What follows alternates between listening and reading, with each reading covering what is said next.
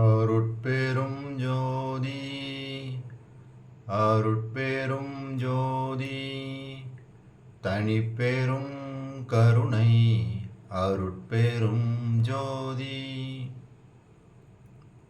எல்லாம் செயல் கூடும் என் ஆணை அம்பலத்தே எல்லாம் வல்லான் தனையே ஏத்து.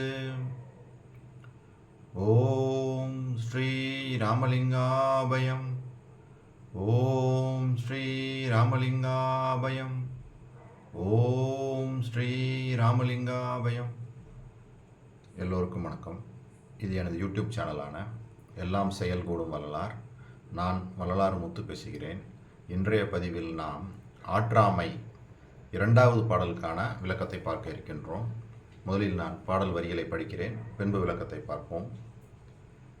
கற்ற மேலவர்த்தம் உறவினை கருதேன், கலகர் தம் உறவில் கலந்தேன், உற்ற மேதகவோர் உவட்டுற இருந்தேன், உலகியர் போகமே உவந்தேன், செற்றமே விளையும் சிறுநெறி பிடித்தேன், தெய்வம் ஒன்றெனும் அறிவு அறியேன், குற்றமே உடையேன் அம்பலக் கூத்தன் குறிப்பினுக்கு என் கடவேனே. பாருங்க, இங்கேயும் வள்ளல் பெருமான் தனது ஆற்றாமையை வெளிப்படுத்துகின்றார். எப்படி சொல்கிறாங்க? நன்கு கற்றுணர்ந்த மேலோர் நட்புறவை நாடாமல் கலகம் புரிபவர் கூட்டத்தில் சேர்ந்து மகிழ்பவனாகவும், குணம் மிகுந்த மேன்மை பொருந்திய சான்றோர்கள் வெறுத்து ஒதுக்கும் உலகியல் சிற்று இன்பத்தை பெற்று மகிழ்பவனாகவும், சாகா கல்வியை தெரிவிக்காத சிறு நெறியை பற்றி அதில் பயணிப்பவனாகவும், தெய்வம் ஒன்று எனும் அறிவு இல்லாதவனாகவும், குற்றமே செய்கின்றவனாகவும் இருக்கும் இத்தகைய இயல்புடைய நான் அம்பலத்தில் விளங்கக்கூடிய அருட்பெரும் ஜோதியின் அருளை பெறுவதற்கு நான் என்ன செய்வேன் அப்படின்னு சொல்லி தனது ஆற்றாமையை இங்கு வெளிப்படுத்துகின்றார். இது அவருடைய ஆற்றாமை இல்லை, நம்மளுடைய ஆற்றாமையைத்தான் அவருடைய ஆற்றாமையாக எடுத்து இறைவன்கிட்ட முறையிடுறாங்க. நம்மளும் இப்படிலாம் இருக்கக்கூடாது அப்படின்னு தான் இது மூலமாக சொல்ல வர்றாங்க.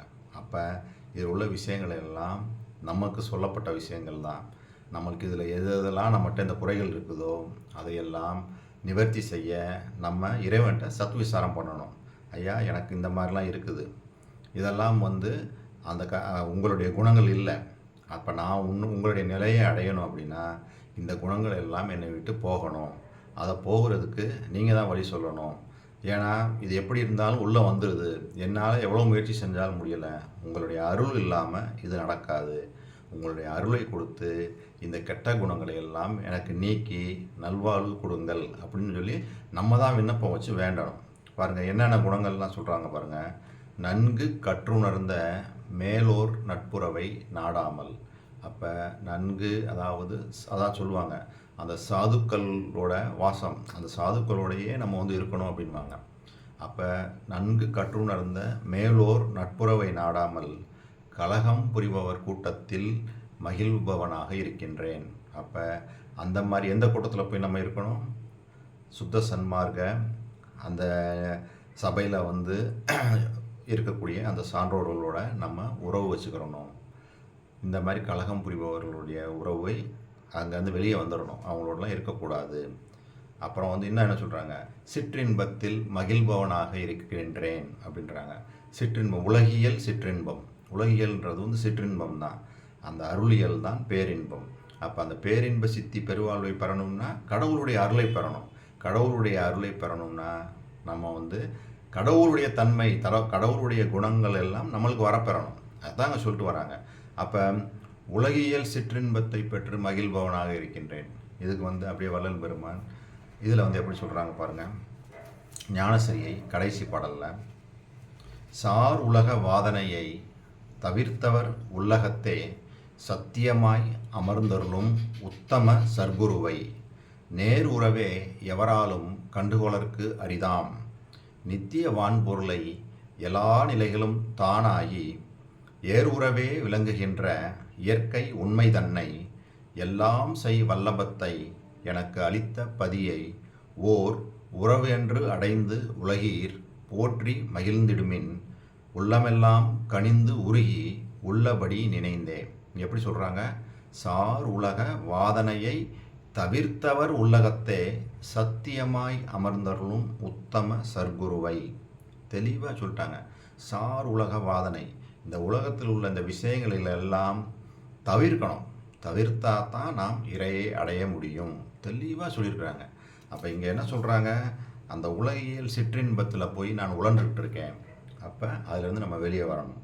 சரி, அடுத்து சாகா கல்வியை தெரிவிக்காத சிறுநெறியை பற்றி அதில் பயணிப்பவனாக இருக்கின்றேன். வள்ளல் பெருமான் சுத்த சன்மார்க்க நெறியை தான், அருள் நெறி, பெருநெறி, அன்பு நெறி எல்லாம் அதை தான் சொல்கிறாங்க. மற்ற நெறிகள் எல்லாம் கருநெறி, அதாவது மீண்டும் பிறப்பு உண்டு என்று சொல்லக்கூடிய அந்த நெறிகள் எல்லாம் அதெல்லாம் போகாதீங்க. அதெல்லாம் போனீங்கன்னா அதிலேயே தான் உழந்துக்கிட்டே இருப்பீங்க. பிறப்பு இறப்பு பிறப்பு இருப்புன்னு அந்த சைக்கிள்லேயே தான் போய் மாட்டிக்கிடுவோம். என்னோடது மார்க்கம் இறப்பொழிக்கும் சன்மார்க்கம். இறந்தால் தானே மீண்டும் பிறக்கிறதுக்கு, இறக்கவே கூடாது. பிறந்த பிறப்பு இதில் தானே நித்திய மெய்வாழ்வு. இந்த பிறந்தவிலேயே நம்ம நித்திய மெய்வாழ்வு பெற்றலாம், அப்படி பெற்றிடலான்னு தான் சொல்கிறாங்க. அதுக்கும் பாருங்கள், ஞானசரிகையில் ஒரு பாடலில் தெளிவாக சொல்கிறாங்க. இவருடைய நெறி தான் பெருநெறி, மற்ற நெறி எல்லாம் சிறுநெறி அப்படின்னு சொல்கிறதுக்கு இந்த பாடல் பாருங்கள். சிறுநெறி ஒன்றே அதுதான் சமரச சன்மார்க்க சிவநெறி என்று உணர்ந்து உலகீர் சேர்ந்திடுமின். நான் சொன்னேன் பார்த்தீங்களா, எவ்வளோ தெளிவாக சொல்கிறாங்க பாருங்க. திருநெறி ஒன்றே அதுதான் சமரச சன்மார்க்க சிவநெறி என்று உணர்ந்து உலகீர் சேர்ந்திடுமின் ஈண்டு வருநெறியில் என்னை ஆட்கொண்டு அருளமுதம் அளித்து வல்லப சக்திகளெல்லாம் வழங்கிய ஓர் வள்ளல் பெருநெறியில் சித்தாட திருவுளம் கொண்டு அருளி பெருங்கருணை வடிவினோடு வருதருணம் இதுவே. கருநெறி வீழ்ந்து உழலாதீர், கலக்கம் அடையாதீர், கண்மையினால் கருத்தொருமித்து உண்மை உரைத்தேனே. மற்ற நெறிகள் எல்லாம் கருநெறி, அதில் போய் சேர்ந்து வீணாக போய்விடாதீர்கள். தெளிவாக இந்த ஞானசரியை பாடலில் சொல்லியிருக்கிறாங்க. சரி, அதுதான் இங்கேயும் என்ன சொல்கிறாங்க?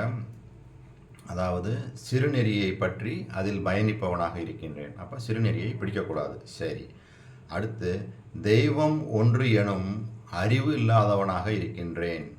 இதுக்கும் வள்ளல் பெருமான் சிறப்பாக ஒரு திருவருட்பா பாடலில் எப்படி சொல்கிறாங்க பாருங்கள். சுத்த சன்மார்க்கத்தின் மரபுனா என்ன அப்படின்னு சொல்ல வந்தவங்க தெளிவாக சொல்கிறாங்க. எது அறிவு அப்படின்னு சொல்கிறாங்க பாருங்கள். சாகா கல்வியே கல்வி, ஒன்றே சிவம் தான் என அறிந்த அறிவே தகும் அறிவு, மலம் ஐந்தும் வென்ற வல்லபமே தனித்த பூரண வல்லபம், வேகாத காலாதி கண்டுகொண்டு எப்பொருளும் விளைவித்த தொழிலே மெய்த்தொழிலதாகும்.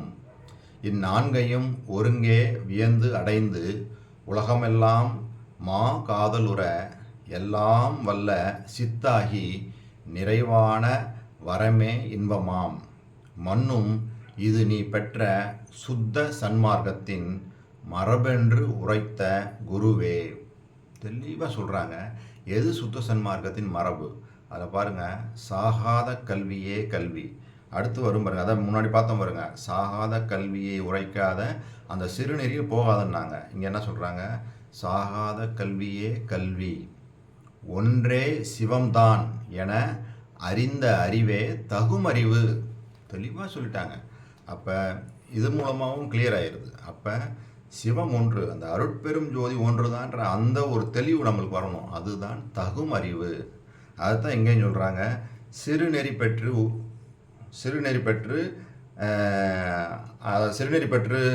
ஒன்றேன்னு முதல்ல சொன்னாங்க. அடுத்து என்ன சொன்னாங்க? தெய்வம் ஒன்றேனும் அறிவு அறியேன் அப்படின்னாங்க. அதுக்கு தான் நான் இப்போ விளக்கத்தை சொன்னேன். அதுக்கப்புறம் குற்றமே உடையேன். நம்ம எல்லாமே அனைத்து விதமான குற்றங்களையும் உடையவர்களாக இருக்கிறோம். அப்போ அந்த குற்றங்கள் எல்லாம் நீக்கப்பட்டவர்களாக நாம் மாறணும். அதுக்கு தான் இறைவன்கிட்ட நம்ம வந்து என்ன பண்ணணும், சத்து விசாரம் பண்ணணும். சரி, இது எல்லாத்தையும் தொகுப்பாக வள்ளல் பெருமான் இறைவனுடைய அருளை பெற்றதனால் அவருக்கு மேலே இப்போ நம்ம சொன்னோம் பார்த்தீங்கன்னா இந்த பாடலில் இந்த பாடலில் சொல்ல அனைத்து விஷயங்களும் நீக்கப்பட்டு விட்டன அப்படின்றதுக்கு அகவல்ல முடிக்கும்போது தெளிவாக சொல்லி முடிக்கிறாங்க. அதை வந்து நான் படித்து இந்த வீடியோவை நிறைவு செய்கிறேன்.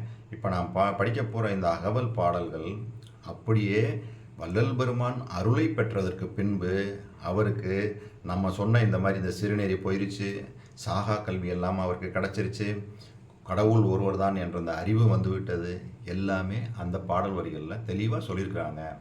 ஸோ நம்மளும் இறை அருளை பெற்றுக்கொண்டோமே ஆனால் நமக்கும் இது போன்ற குறைகள் எல்லாம் நீங்கி அந்த இறைவனை விரைவாகவும் சிறப்பாகவும் அடைவதற்கு ஏதுவாக இருக்கும். அதுதான் வந்து வள்ளல் பெருமான் சொல்லக்கூடிய விஷயங்கள் எல்லாமே இறைநிலையை நம்ம அடைவதற்கான வழிமுறைகள் தான். ஸோ இந்த விளக்கத்தோடு நான் இப்போ அதை போய் பார்க்குறேன், அதை போய் படிக்கிறேன். அதாவது அகவல்ல வள்ளல் பெருமான் முடிக்கும்போது சொன்ன அந்த விஷயங்கள். அதாவது பாருங்கள், சூப்பராக சொல்லியிருக்காங்க பாருங்கள். சபை எனது உளமென தான் அமர்ந்து எனக்கே அபயம் அளித்ததோர் அருட்பெரும் ஜோதி. அதாவது அருட்பெரும் ஜோதி வந்து அவருடைய உடம்பை வந்து சபையாக்கி உள்ளே வந்து அமர்ந்துருச்சாமா. சபை எனது உளம் என தான் அமர்ந்து எனக்கே அபயம் அளித்ததோர் அருட்பெரும் ஜோதி. அப்போ அருட்பெரும் ஜோதியோடைய அருள் அவருக்கு கிடச்சிருச்சு. இது கிடைச்சதுனால என்னென்ன நடக்குது பாருங்கள். மருளெல்லாம் தவிர்த்து வரமெல்லாம் கொடுத்தே அருள் அமுது அருத்திய அருட்பெரும் ஜோதி. வாளினின் பேரருள் வாளினின் பெருஞ்சீர் ஆழி ஒன்றளித்த அருட்பெரும் ஜோதி.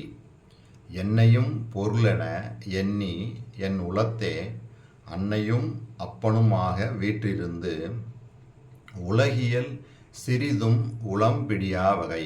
வந்துச்சா? உலக விஷயங்களில் வந்து போகக்கூடாதுன்னு சொன்னார்ல பாருங்க. உலகியல் சிறிதும் உளம் பிடியா வகை அழகில் பேரருளால் அறிவது விலக்கி, அறிவு தெளிவாக கொடுத்துட்டாங்க. சிறுநெறி செல்லா திறனளித்து. வந்துருச்சா?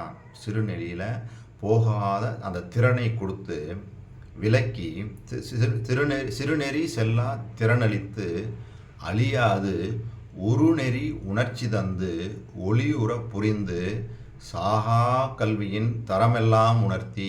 பாருங்க, சொல்லிட்டார் பார்த்தீங்களா? இவர் பயணிக்கக்கூடிய இந்த நெறி வந்து என்னது? சாகா கல்வியை போதிக்கக்கூடிய நெறி. அப்போ சாகா கல்வியின் தரமெல்லாம் உணர்த்தி, அதில் என்னென்ன தரங்கள்லாம் இருக்குது, இவர் முன்னாடி உள்ளவங்க பெற்ற அந்த நிலை என்ன, இவர் சொல்லக்கூடிய இந்த சுத்த சன்மார்க்கத்தில் சாகா கல்வியின் நிலை என்ன, அதை வந்து கரெக்டாக ஒன்றையும் தெளிவாக்கி, அதாவது சாகா கல்வியின் தரமெல்லாம் உணர்த்தி சாகா வரத்தையும் தந்து மேன்மேலும் அன்பையும் விளைவித்து அருட்பேர் ஒளியால் இன்பையும் நிறைவித்து என்னையும் நின்னையும் ஓர் உரு ஆக்கி யான் உண்ணியபடியெல்லாம் சீர் உற செய்து உயிர் திறம்பெற அழியா அருளமுது அளித்தனை அருள்நிலை ஏற்றினை அருள் அறிவு அளித்தனை அருட்பெரும் ஜோதி. வெல்கனின் பேரருள் வெல்கனின் பெருஞ்சீர் அல்களின்றி ஓங்கிய அருட்பெரும் ஜோதி. இதான் அகவல். கடைசியில் முடியும் போது வரக்கூடிய அந்த வரிகள் பாருங்கள். அவர் வந்து அந்த அருட்பெரும் ஜோதியின் அந்த அருளை பெற்றதுனால் அவருக்கு என்னென்ன விஷயங்கள்லாம் நடந்துச்சுன்னு அப்படியே தெளிவாக சொல்லியிருக்கிறாங்க.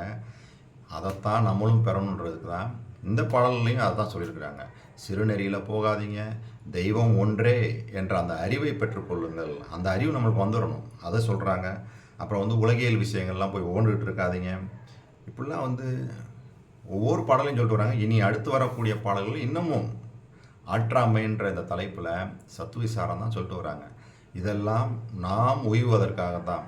நம்மளுக்கு இதில் எந்தெந்த குறைகள்லாம் இருக்குதோ அதெல்லாம் இறைவனிடம் விண்ணப்பமாக வச்சு, நான் இந்த மாதிரி ஒரு குறையோடு இருக்கிறேன், என்னுடைய இந்த குறைகள்லாம் நீக்க அருள் செய்யுங்கன்னு சொல்லி இறைவனிடம் வந்து சதா சர்வகாலம் நம்ம வந்து என்ன பண்ணணும்? சத்துவிசாரம் பண்ணிக்கிட்டே வரணும். இதுதான் நாம் உய்வதற்கான வழி, கடவுளுடைய அருளை விரைந்து பெறுவதற்கான வழியும் கூட. இந்த சிந்தனையோட இந்த வீடியோவை நான் நிறைவு செய்கிறேன். இதுவரைக்கும் பொறுமை காத்து எனது வீடியோவை பார்த்த உங்களுக்கு கோடான கோடி நமஸ்காரங்களும் நன்றிகளும். நாளைய பதிவில் நாம் ஆற்றாமை 3வது பாடலுக்கான விளக்கத்தை பார்ப்போம். அருட்பெரும் ஜோதி அருட்பெரும் ஜோதி தனிப்பெரும் கருணை அருட்பெரும் ஜோதி